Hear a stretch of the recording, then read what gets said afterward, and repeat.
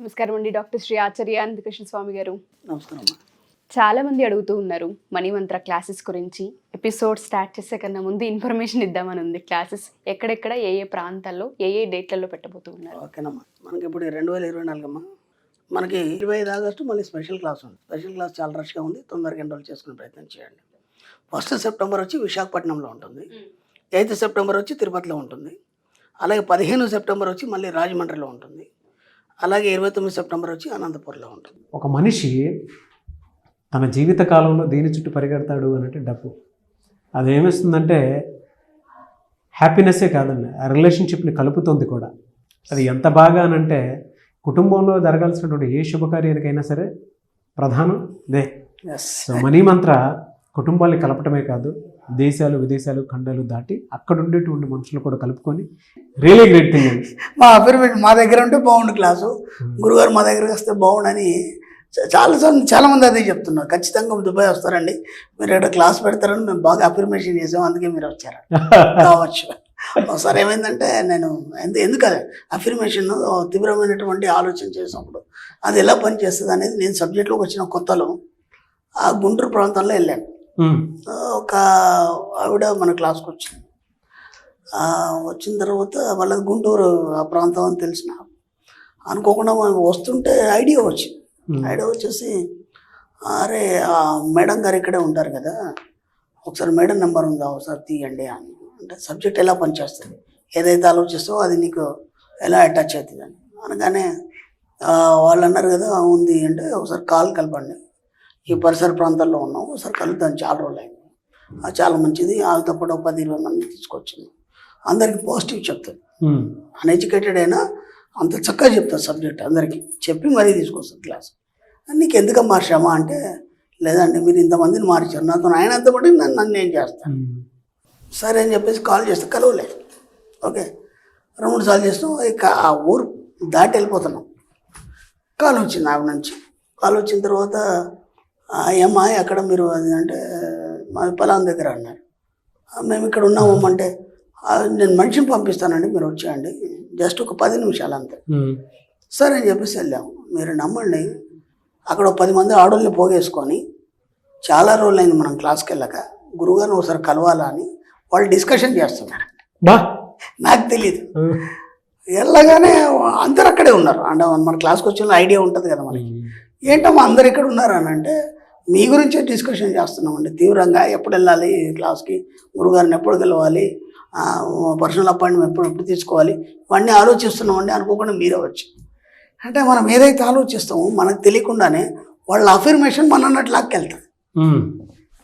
మన అఫర్మేషన్ ఏదైతే ఉందో అటువైపు లాక్కెళ్తుంది. అర్థమైంది, అది సబ్జెక్ట్.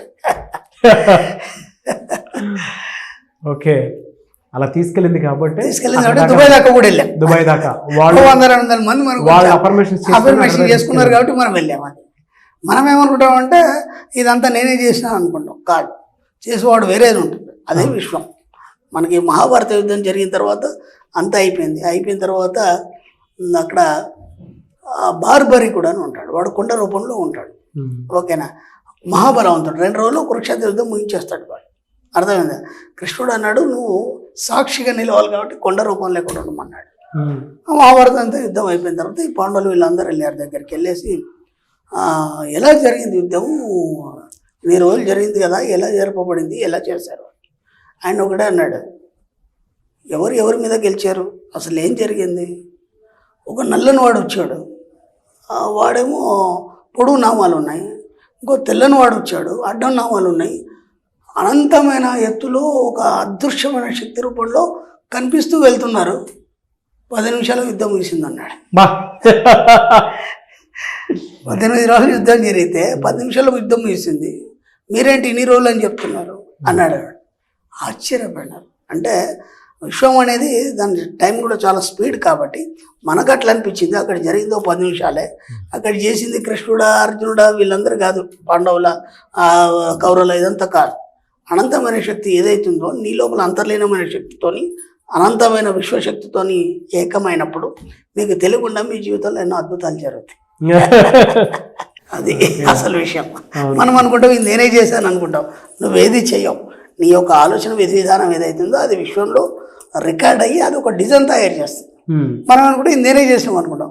ఆ డిజైన్ ఇంకా అద్భుతంగా ఉంటుంది, మీరు ఆలోచించిన దానికంటే ఇంకా అద్భుతం. ఇప్పుడు దాకా అందరికీ అదే తెలుసు కదా, మహాభారత యుద్ధం కౌరవులు పాండవులు వాళ్ళు ఏం చేయలేదు, చేసింది వీళ్ళిద్దరే, శివుడు విష్ణువు ఇద్దరు కలిసి అనంతమైన శక్తులు అట్లా. అందుకే ఆయన అంటాడు కదా, ఈ యొక్క స్వరాట్ రూపం ఏదైతుందో నేనే అంటాడు, విశ్వం ఈశ్వర్ కషట్కారో భూత భవ్య భవత్ ప్రభు. మొట్టమొదటి స్టార్టింగ్లో విశ్వ సహస్రనామంలో చెప్పింది అది. ఎలా ఉంది ఈ యొక్క విశ్వం యొక్క భూత భవిత వర్తమాన కాలాలు, నేనే అంత అయి ఉన్నానని అంతా చెప్పడం జరిగింది. అది మన సబ్జెక్ట్. పర్టికులర్గా ఏం చెప్తున్నారు స్పెషల్ వీడియో? జాకోబీ అనే ఒక రచయిత ఉన్నాడు. ఆయన ఏమంటాడంటే, మీకు కావాల్సిన వాటి ఏవైతే ఉన్నాయో, మీకు ఒక వస్తువు నచ్చింది ఏమంటాడంటే ఆయన థ్యాంక్స్ చెప్పుకోమంటాడు. జాకోబీ అని చెప్పేసి రచయిత, నువ్వు పొందాలనుకున్నటువంటి వస్తువులు కానీ, లేదంటే నువ్వు పొందాలనుకున్నటువంటి సౌఖ్యం కానీ, అప్పుడు మనం ఒక వ్యక్తిని చూసినప్పుడు ఒక రెస్టారెంట్ వెళ్ళాము, ఒక మంచి పెద్ద స్థాయిలో అక్కడ సన్మానం జరిగింది, లేదంటే ఒక సభకి వెళ్ళాము, అది మీరు దాన్ని ఫీల్ అవుతూ థ్యాంక్స్ అని చెప్పాలి. ఓకేనా? ఓ వస్తువు నచ్చింది, అక్కడ వెళ్ళారు, ఏదో ఒక షాప్కి వెళ్ళారు, అక్కడ వస్తువు నచ్చింది, మీరు కొనుక్కోలేదు, ఇట్లా ఉన్నారు, అదంతా సంబంధం లేదు, పక్కన పెట్టండి, జస్ట్ దానికి థ్యాంక్స్ అని చెప్పండి. అర్థమైంది? అది మీ సొంతం అయిపోద్ది. ఓకే. ఎప్పుడైతే నువ్వు దాన్ని ప్రేమిస్తావో, దానికి థ్యాంక్స్ చెప్తావో, అది అక్కడి నుంచి కదలడం మొదలవుతుంది అన్నాడు. అది డబ్బు కావచ్చు, సంపద కావచ్చు, ఐశ్వర్యం కావచ్చు, ఏదైనా కావచ్చు.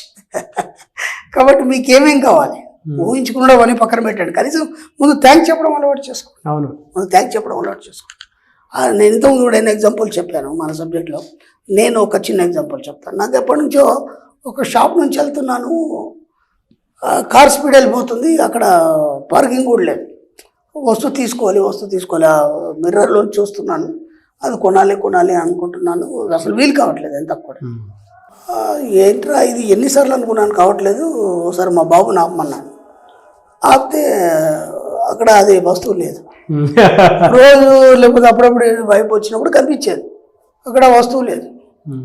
బాధపడ్డాను, ఎందుకంటే దాన్ని చూసినప్పుడు నేను ఏం చెప్పాను, థ్యాంక్స్ అని చెప్పాను. అర్థమైందా? వస్తువు లేదు.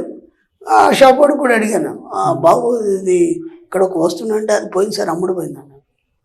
అరే మరి ఇప్పుడు మళ్ళీ ఇంకో పీస్ అంటే అది ఒక సింగిల్ పీస్ సార్, అది ఎప్పుడో వచ్చింది, ఇప్పటిదాకా ఎవడు కొనలేదు, అనుకోకుండా ఎవరికి నచ్చింది తీసుకొని వెళ్ళిపోయాడు.